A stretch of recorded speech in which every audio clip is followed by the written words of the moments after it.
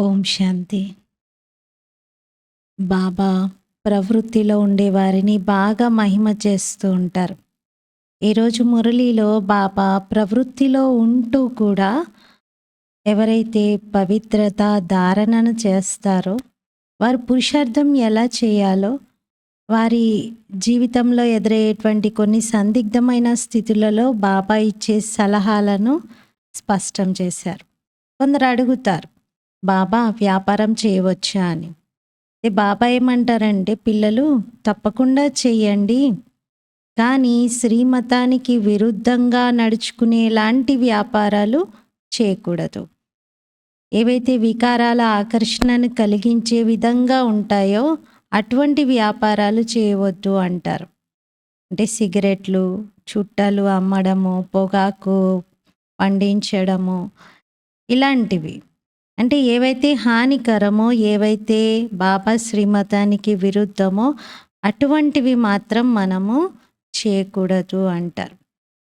ఇంకా బాబా పిల్లల్ని మీరు లోతుగా పరిశీలించుకోండి. నాలో ఎలాంటి ఆసురి అవగుణాలైతే లేవు కదా, నేను పూర్తిగా శ్రీమతం పైన నడుస్తూ ఉన్నానా?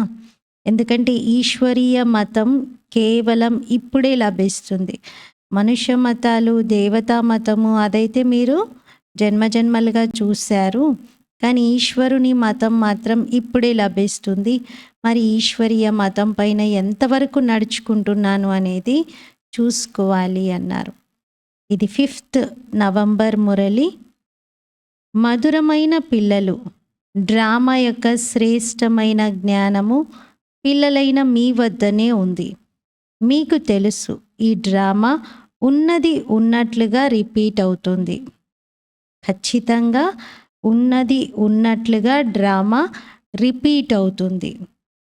డ్రామా యొక్క శ్రేష్టమైన జ్ఞానం మన వద్ద ఉంది.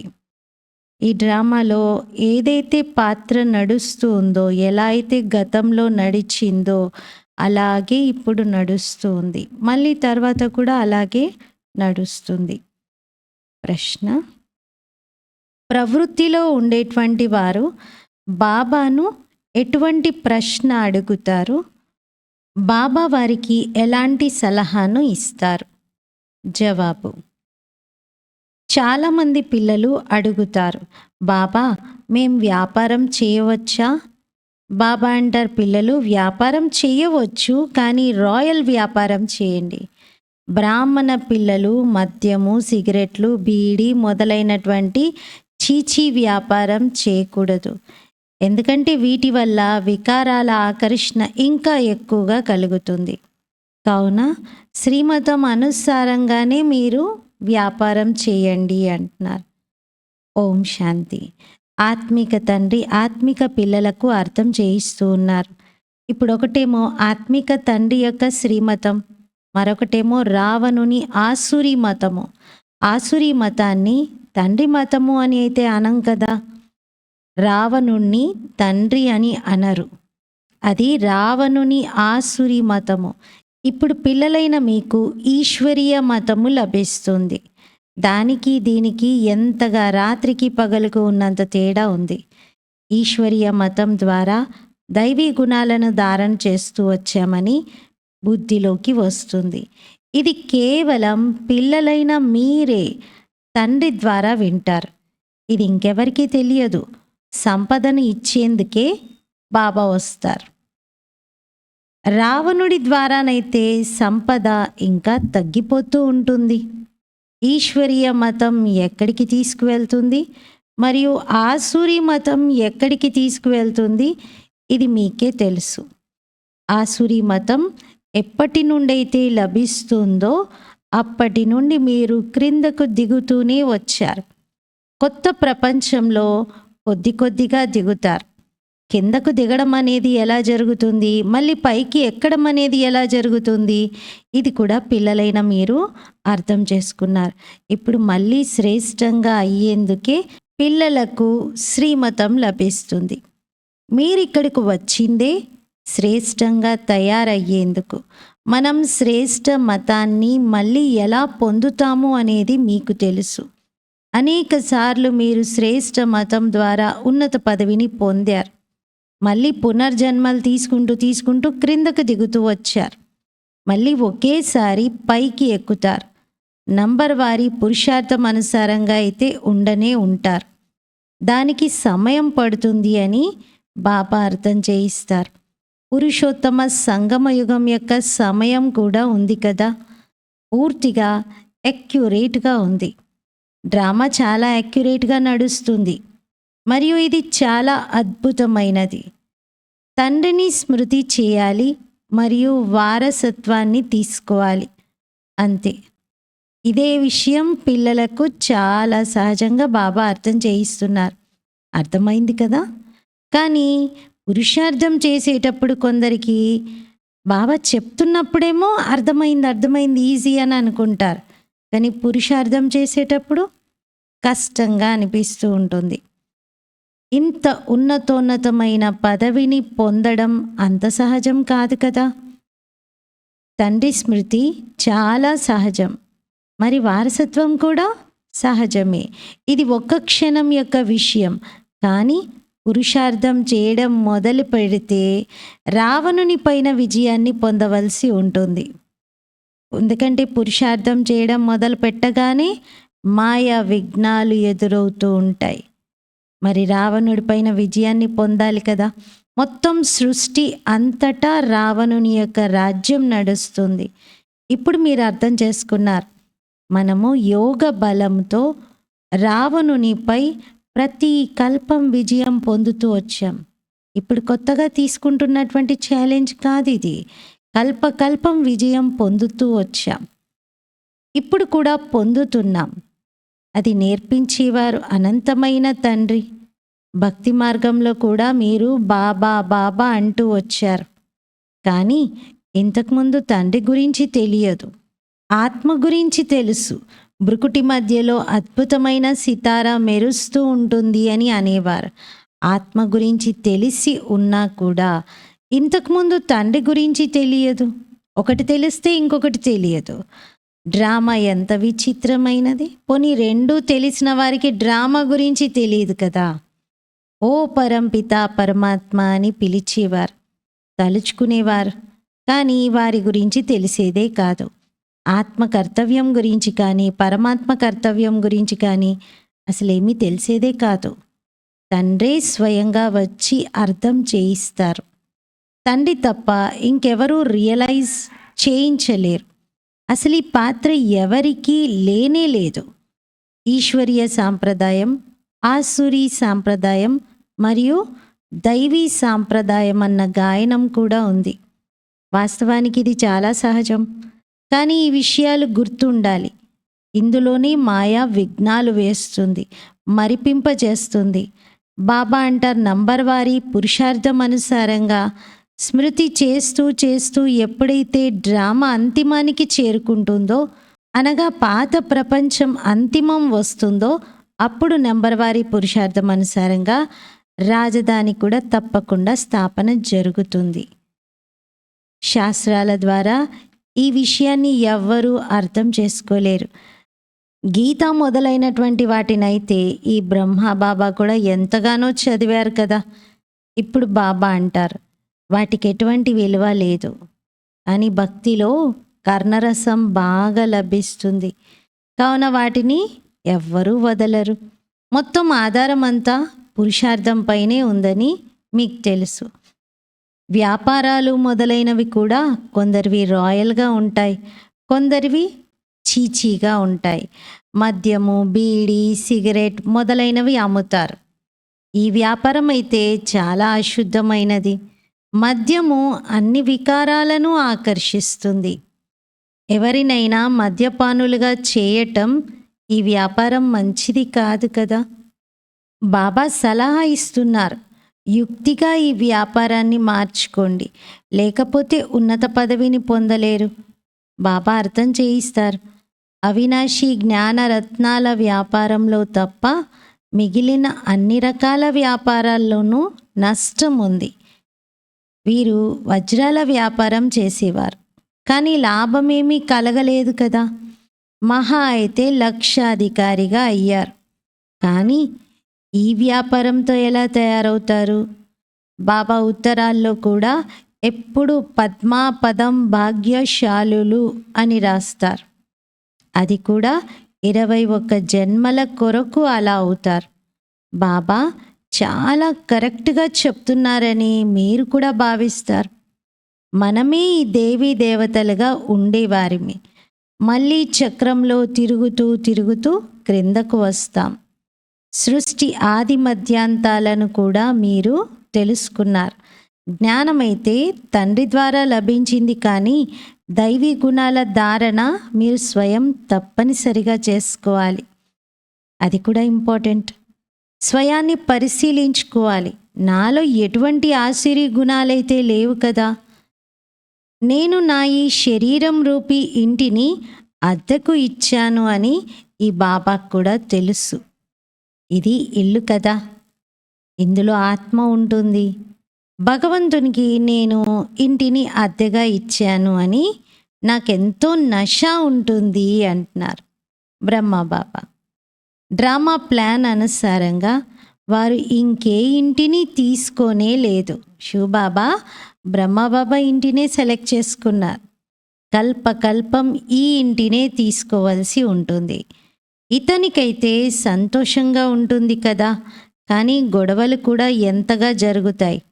ఈ బాబా అప్పుడప్పుడు సరదాగా బాబాతో అంటూ ఉంటారు, బాబా మీ రథంగా అయినందుకు నేను ఇన్ని నిందలు తినవలసి వస్తుంది. బాబా అంటారు, అందరికన్నా ఎక్కువ నిందలు నాకే వచ్చాయి కదా, ఇప్పుడిక ఇది నీ వంతు. బ్రహ్మబాబా శివబాబా రమణీకంగా ఇలా మాట్లాడుకుంటారు. బ్రహ్మకు ఎప్పుడూ నిందలు లభించలేదు.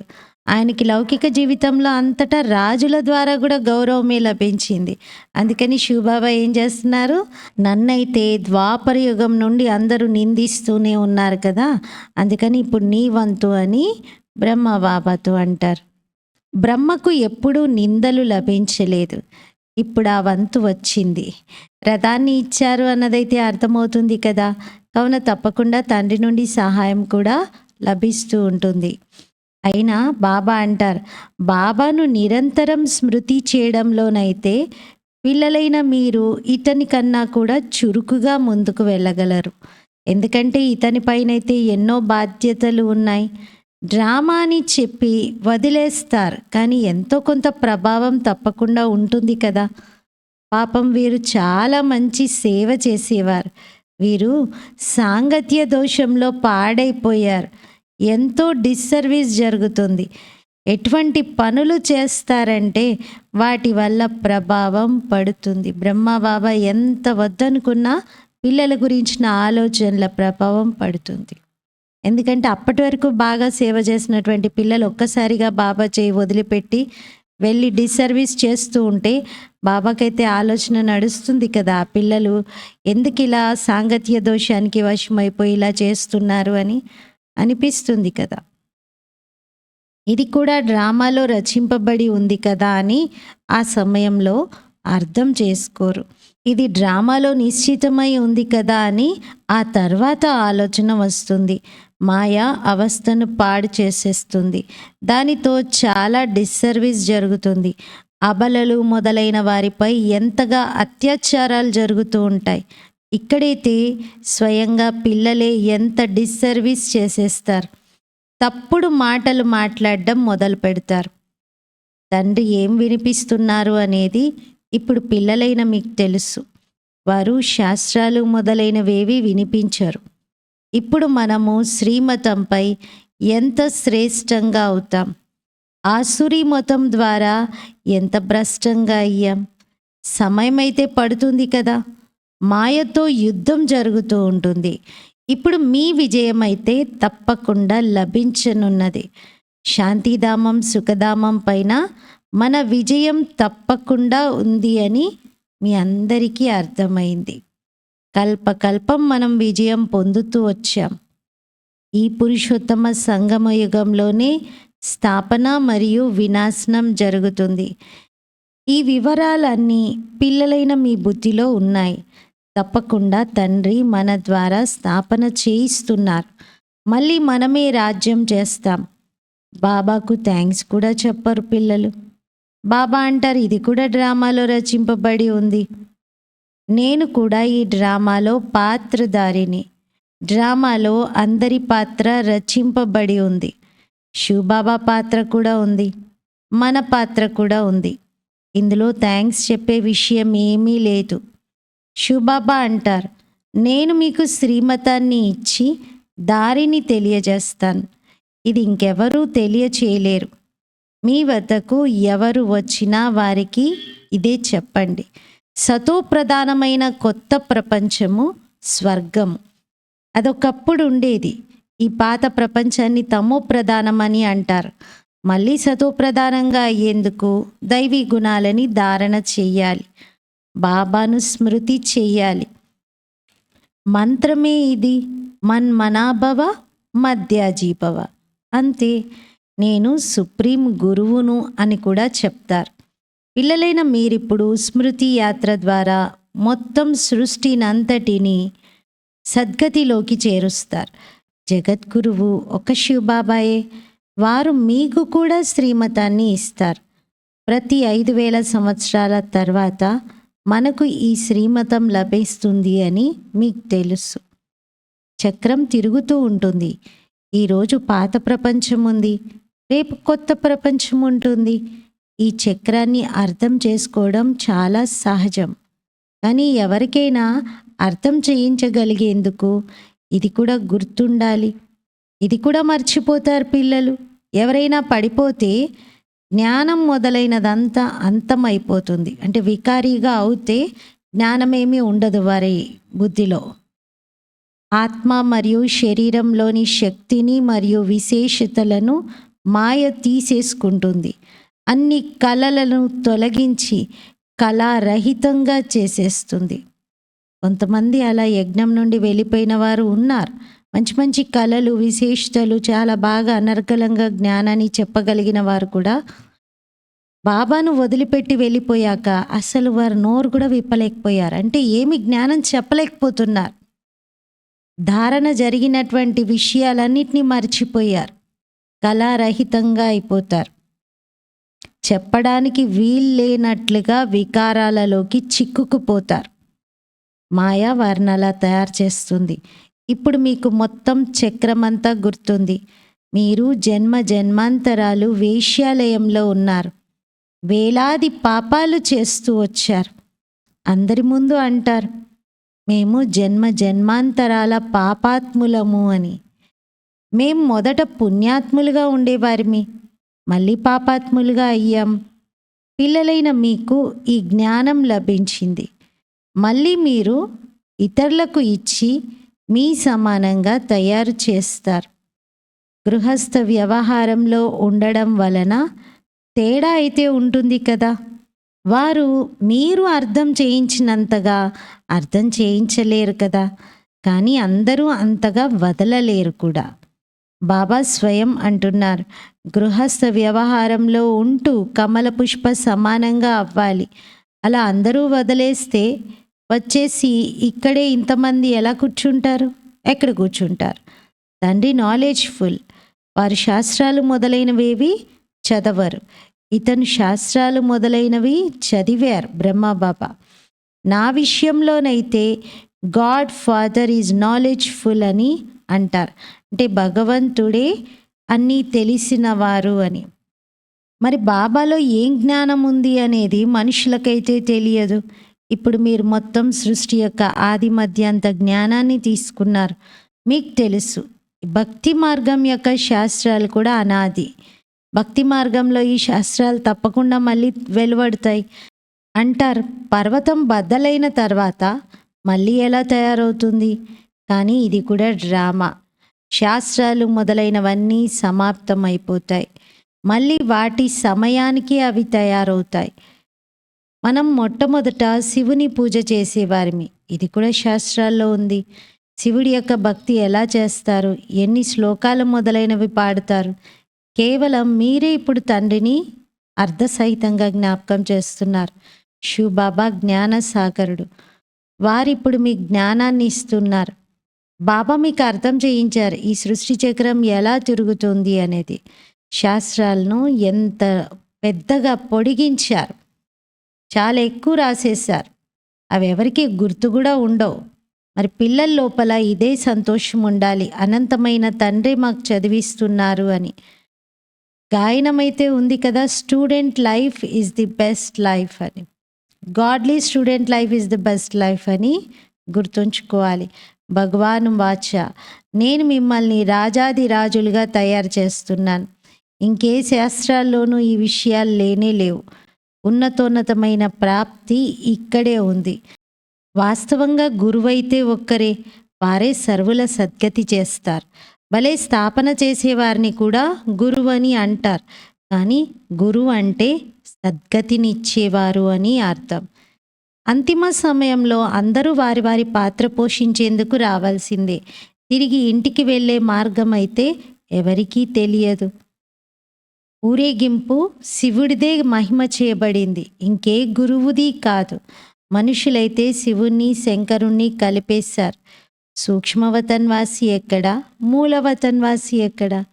మూలవతన్వాసి శివబాబా, సూక్ష్మవతన్వాసి అని శంకరుణ్ణి అంటారు. ఇద్దరు ఒకటిగా ఎలా అవుతారు? ఇవి భక్తి మార్గంలో రాసిన విషయాలు. బ్రహ్మ విష్ణు శంకర్లు ముగ్గురు పిల్లలుగానే ఉన్నారు కదా. బ్రహ్మ పైన కూడా మీరు అర్థం చేయించవచ్చు. వీరిని అడాప్ట్ చేసుకుంటారు. వీరు శివబాబా యొక్క అబ్బాయి, ఉన్నతోన్నతమైన తండ్రి, మిగతాదంతా వారి రచన. ఇవన్నీ బాగా అర్థం చేసుకోవాల్సినటువంటి విషయాలు. అచ్చా, मीठे मीठे सिकीलते बच्चों प्रति माता पिता बाप दादा का याद प्यार और गुड मॉर्निंग। रूहानी बाप की रूहानी बच्चों को नमस्ते। हम रूहानी बच्चों की रूहानी बाप दादा को याद प्यार गुड मॉर्निंग और नमस्ते। मेरा बाबा मीठा बाबा प्यारा बाबा शुक्रिया बाबा। धारण కొరకు ముఖ్య సారం. ఫస్ట్ పాయింట్, అవినాశి జ్ఞానరత్నాల వ్యాపారం చేసి 21 జన్మల కోసం పద్మాపదం భాగ్యశాలిగా అవ్వాలి. అవినాశి జ్ఞానరత్నాల వ్యాపారం చేసి 21 జన్మల కోసం మాలామాల్గా, రిచ్గా. తన చెకింగ్ చేసుకోవాలి. నాలో ఎలాంటి ఆసురి అవగుణాలైతే లేవు కదా. మేము వికారాలను ఉత్పన్నం చేసే వ్యాపారం ఏమీ చేయడం లేదు కదా అని చూసుకోవాలి. సెకండ్ పాయింట్, స్మృతి యాత్రలో ఉంటూ మొత్తం సృష్టినంతటినీ సద్గతిలోకి చేర్చాలి. ఒక సద్గురువైన తండ్రి శ్రీమతంపై నడుస్తూ తమ సమానంగా తయారు చేసే సేవను చేయాలి. మాయ ఎప్పుడూ కళారహితంగా చేయకూడదు. ఈ విషయంపై శ్రద్ధ పెట్టాలి. ఫస్ట్ పాయింట్లో బాబా చెకింగ్ చేసుకునేందుకు విషయాలు చెప్తున్నారు. మీరు పద్మాపదం భాగ్యశాలిగా అవ్వాలి. దీనికోసం చెకింగ్ చేసుకోవాలి. అవగుణాలు ఏమీ లేవు కదా, వ్యాపారం ఎలాంటిది చేస్తున్నాను అని. సెకండ్ పాయింట్లో ఏం చెప్తున్నారు? శ్రీమతం అనుసారంగా నడిచి మొత్తం సృష్టిని సద్గతిలోకి చేర్చాలి. మాయ ఎప్పుడు కళారహితంగా చేయకూడదు అని శ్రద్ధ పెట్టాలి. వరదాన్, చెడులో కూడా మంచిని అనుభవం చేసే నిశ్చయ బుద్ధి నిశ్చింత చక్రవర్తి భవ. చెడులో కూడా మంచిని అనుభవం చేసే నిశ్చయ బుద్ధి నిశ్చింత చక్రవర్తి భవ. వివరణ, సదా గుర్తుండాలి, ఏదైతే జరిగిందో అది మంచికే జరిగింది. అంతా మంచియే జరుగుతూ ఉంది మరియు మంచియే జరగనున్నది. చెడును చెడు రూపంలో చూడకండి. చెడులో కూడా మంచిని అనుభవం చేయండి. చెడు నుండి కూడా మీ పాఠము నేర్చుకోండి. ఏ విషయం ఎదురుగా వచ్చినా ఏమవుతుంది అన్న సంకల్పం రాకూడదు. వెంటనే మంచే జరుగుతుంది, నాకంతా మంచే జరుగుతుంది అనేదే రావాలి. ఏదైతే గతించిపోయిందో అది మంచిగానే గతించిపోయింది. ఎక్కడైతే మంచి ఉందో అక్కడ సదా నిశ్చింత చక్రవర్తులుగా ఉంటారు. నిశ్చయ బుద్ధి అంటే నిశ్చింత చక్రవర్తి. స్లోగన్, ఎవరైతే స్వయానికి మరియు ఇతరులకు గౌరవాన్ని ఇస్తారో వారి రికార్డు సదా మంచిగా ఉంటుంది. స్వయానికి ఇతరులకి గౌరవాన్ని ఇచ్చేటువంటి వారి రికార్డు సదా మంచిగా ఉంటుంది. ఈరోజు స్వమానము, నేను నిశ్చయ బుద్ధి నిశ్చింత చక్రవర్తిని. నేను ఆత్మను, నిశ్చయ బుద్ధి నిశ్చింత చక్రవర్తిని. ఓం శాంతి.